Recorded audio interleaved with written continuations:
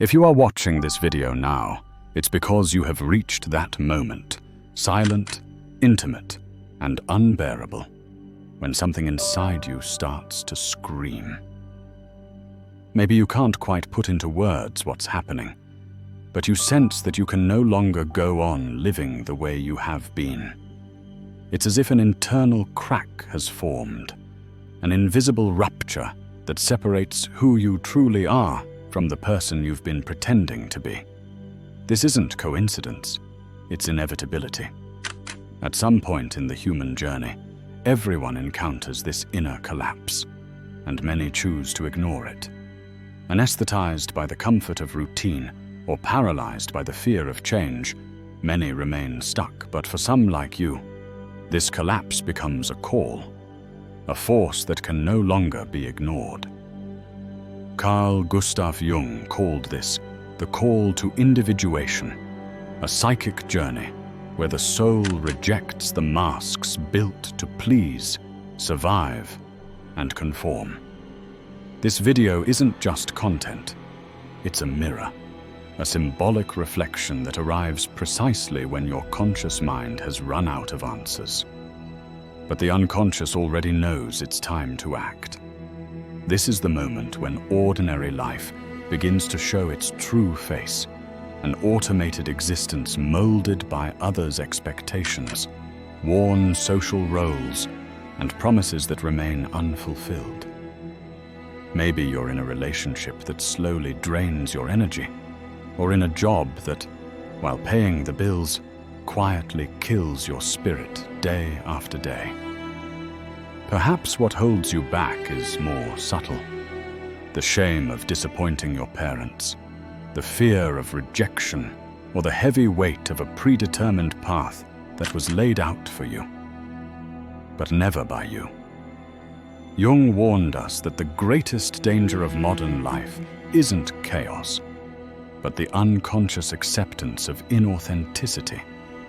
The real catastrophe is living a life that isn't yours and not even recognizing it. That's why suffering calls out so urgently. When the psyche has subtly tried to warn the ego through dreams, silent crises, emotional drain, and is ignored, it amplifies its voice. What was once mere discomfort becomes despair. What was once doubt deepens into anguish. What once was mere fatigue turns into collapse. Then something strange occurs. You start to draw in the messages, symbols, and signs necessary to awaken, not because the universe is magical, but because your soul is actively searching for the keys to break free from its internal prison. At this point, you might find yourself watching videos like this.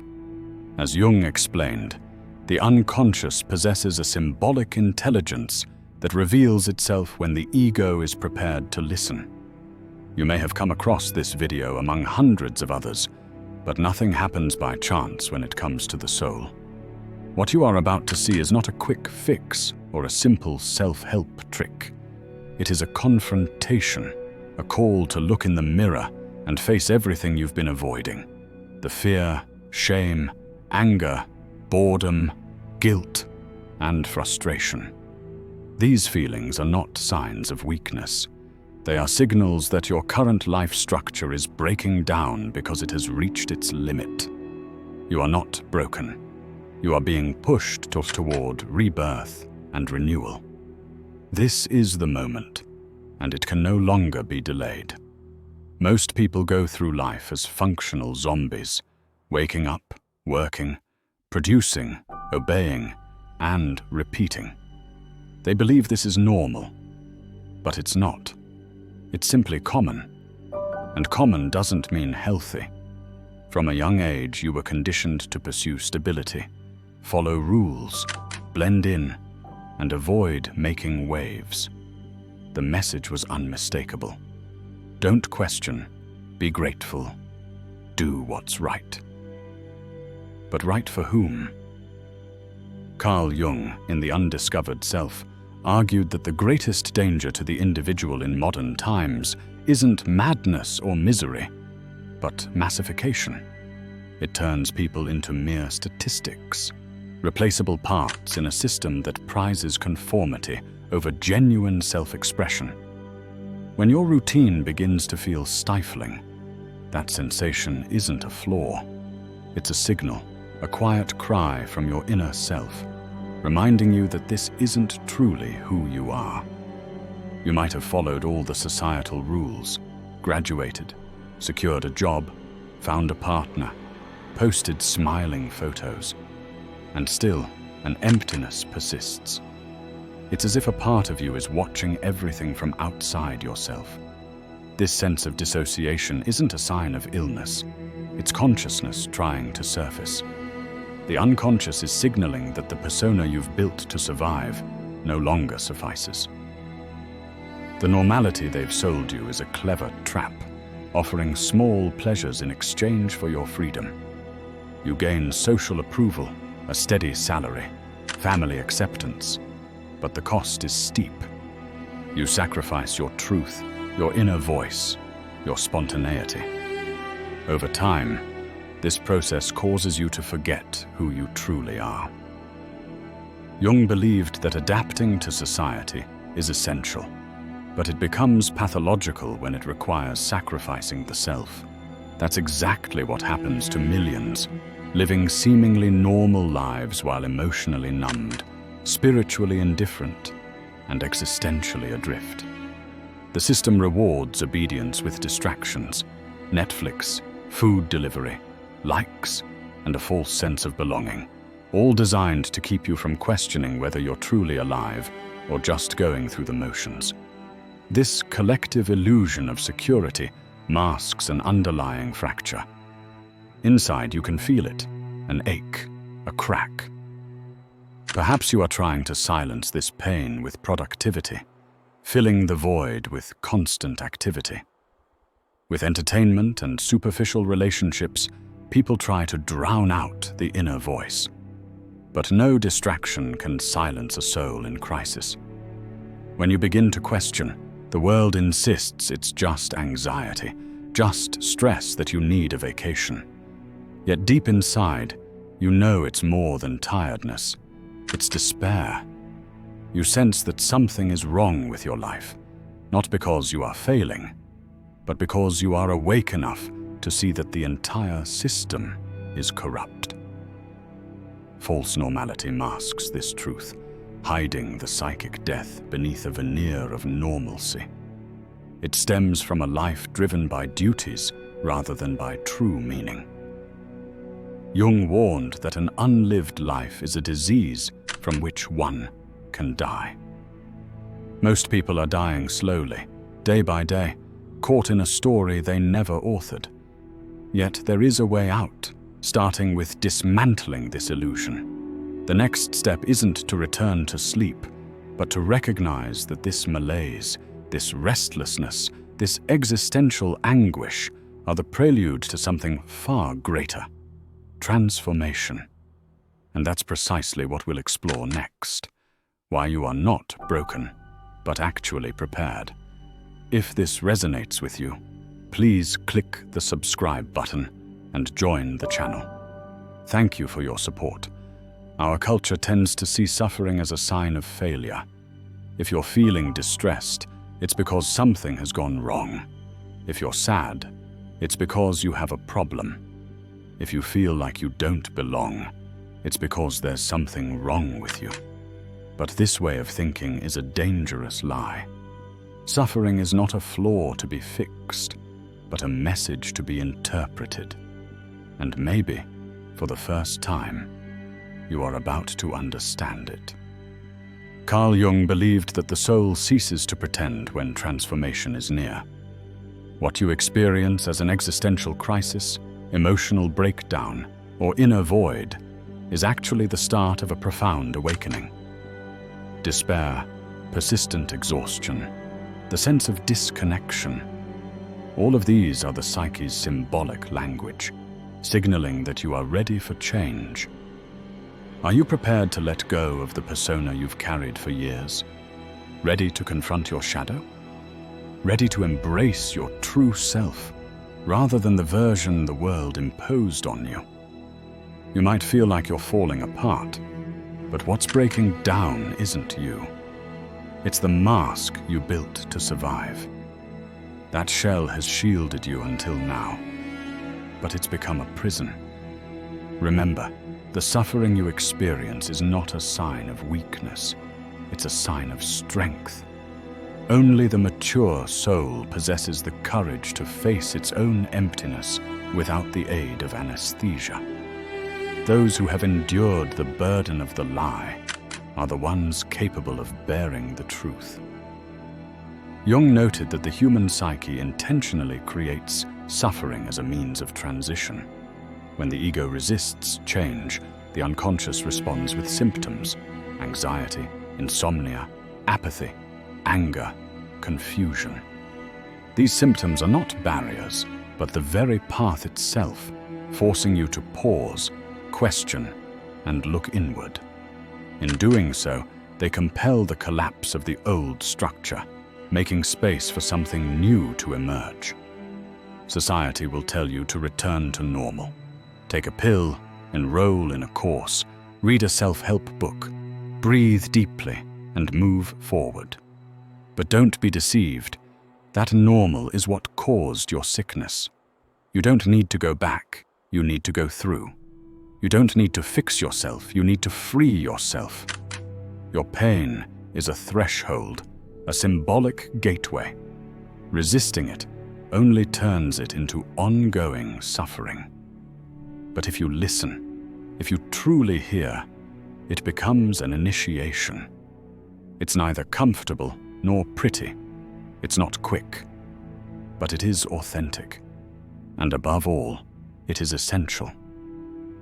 Jung believed that the journey of individuation begins when you grow tired of being only half aware. When you realize you can no longer live solely on the surface of consciousness.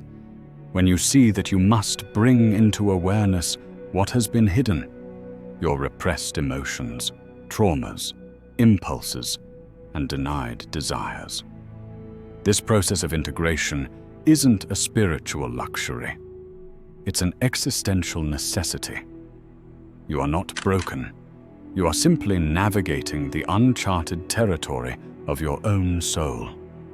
And every tear, every moment of silence, every feeling of being lost is part of the journey. Pain is trying to wake you up. Now that you're starting to listen, something inevitable occurs. You begin to see that certain messages, people, symbols, even this video, appear in your life with a meaning that goes beyond coincidence. This is what we will explore. The sooner your true liberation begins, the more you've been conditioned to wait. Wait for someone to acknowledge your pain.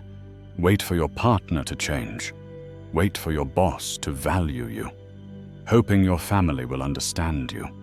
Waiting for the system to finally align.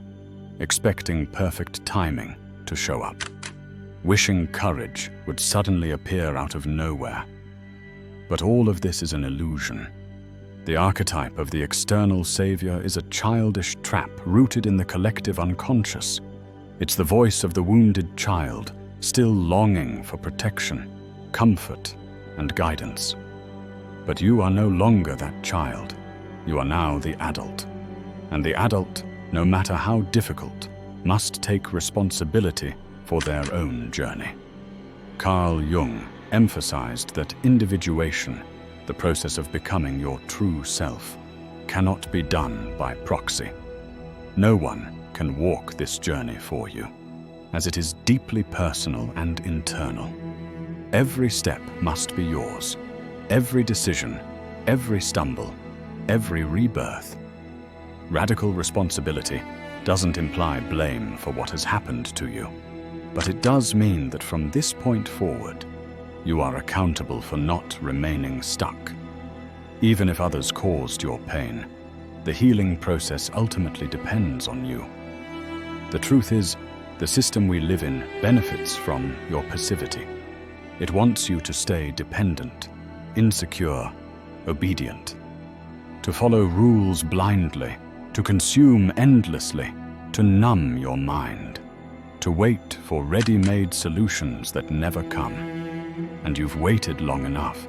This is the time to break free from that emotional, spiritual, and existential reliance. No one will come knocking on your door to save you.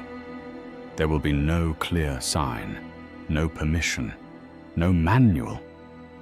What exists is this growing discomfort inside you, this inner voice that urges, provokes, and torments you, that beckons you to act, grows louder with each passing moment. It warns that either you change or you risk slowly dying inside. You possess all the resources needed to begin this journey, yet as long as you rely on others to grant you permission, you remain imprisoned. If you keep waiting for someone to say it's okay to quit your job, end the relationship, or start anew, you will keep living lives that aren't truly yours, never fully embracing your own. The ego will insist that it's impossible, that it's dangerous, that you're not ready. But the ego is afraid. It only seeks to survive. Your soul, however, longs to truly live. Embracing responsibility for your life marks the start of genuine maturity. It's when you cease to see yourself as a victim and begin quietly rebuilding yourself, without an audience, without promises, but with dignity. And in that moment, the inevitable question surfaces. What lies beyond this fear? What lies beyond accepting that you are alone and that the leap depends solely on you? Jung's answer is clear. Real life. The life you came to live but have postponed for too long. That's what we'll explore next. What exists on the other side of fear, and why your authentic life begins exactly where you feel most afraid to go. An invisible line separates the life you currently live from the life you were meant to live. This line isn't made of external obstacles or lack of money, but of something deeper, or the judgments of others. This line is born from fear, the fear of change, the fear of disappointing, the fear of failure, the fear of leaving the safety of the familiar cube of normality and venturing into the unknown alone. Yet it is beyond this fear that your authentic life awaits. Jung reminds us that fear is not an enemy, but a guardian of portals. Whenever dread arises about transforming, breaking free, or taking risks, it signals that you are on the verge of touching something sacred, your true self. The persona you crafted, polite, functional, smiling, served to shield you. But now, it's become a prison, and the key to escape lies in the one place you dread to face. Beneath the fear, the pain, the anguish that haunts you, and the emptiness you mask with distractions, your soul is urging you toward the life that's truly yours. And you know this. You feel it, even throughout the video. Because even without being able to explain it, something within you knows these words are meant for you. Not for anyone else, but for you. The question isn't whether you're ready, because you never truly will be. It's whether you'll keep dragging yourself through a life that drains you, or if you'll face the fear and begin to truly live. No one will come to rescue you. There won't be a perfect sign or a step-by-step manual. But there will be a choice. And that choice is here, right now. So make your mark. A simple phrase, a symbolic statement. Leave a comment. I choose to cross. Not for myself, but for you. Because naming is invoking. Writing is sealing. This could be the first conscious choice of the new life that lies ahead. If this video reached you when you needed it most, as I believe it did. Keep watching. The next video is just as vital as this one. It's another step forward on your journey. You've already started. Don't stop now.